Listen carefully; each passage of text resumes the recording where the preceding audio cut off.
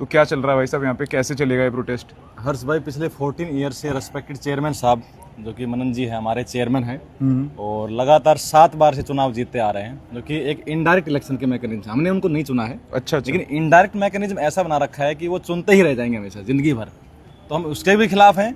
और पिछले 14 ईयर्स में वकीलों का कोई वेलफेयर नहीं हुआ, एक भी काम नहीं हुआ, ना एडवोकेट प्रोटेक्शन आ पाया है।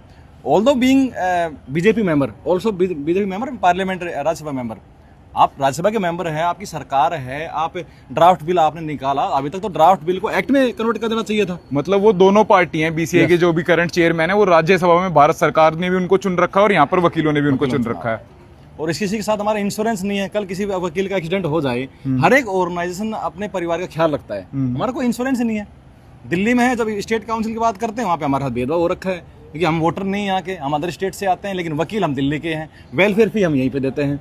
तो इस तरह का कब तक चलता रहेगा? ना हमारे पास चैम्बर्स हैं, ना आप लो स्टूडेंट्स को आप ऐसे धमकाते रहते हो, नोटिस वगैरह निकाल के, वकीलों को आप धमकाते रहते हो, कब तक आप धमकाते रहेंगे? सर, आपको एडवोकेट्स का वेलफेयर करना पड़ेगा, उनके जो ग्रीवांसेस हैं उनको भी आपको सुनना पड़ेगा।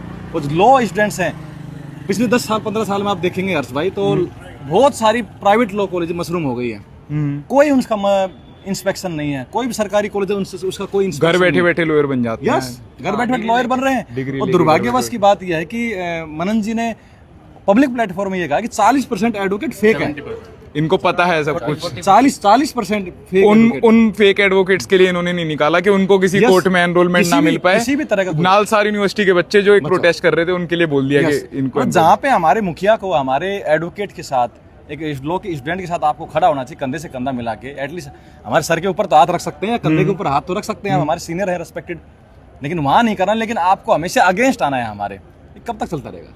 आपका ये प्रोटेस्ट कब तक चलेगा ये बताओ? इतनी गर्मी में कोट पहन के सुबह से प्रोटेस्ट कर रहे हो। मोरालिटी के ग्राउंड पे हम रेस्पेक्टेड सर से रेजिग्नेशन मांग रहे हैं, अगर नैतिकता के आधार पर स्वीकार नहीं करेंगे तो हम यहीं पे जमावड़ा अपना बनाए रखेंगे और शांतिपूर्वक प्रदर्शन करेंगे और डिमांड रखेंगे। आने वाले दिनों में भी चलता रहेगा? बिल्कुल बिल्कुल चलता रहेगा, जारी रहेगा इंडेफिनिट टाइम तक, जब तक इस्तीफा नहीं देंगे। ये सभी पूरे टीम मेंबर्स की, सभी जो यंग एडवोकेट्स बैठे हैं उन सबकी डिमांड है, ये सिर्फ मेरे अकेले की नहीं है।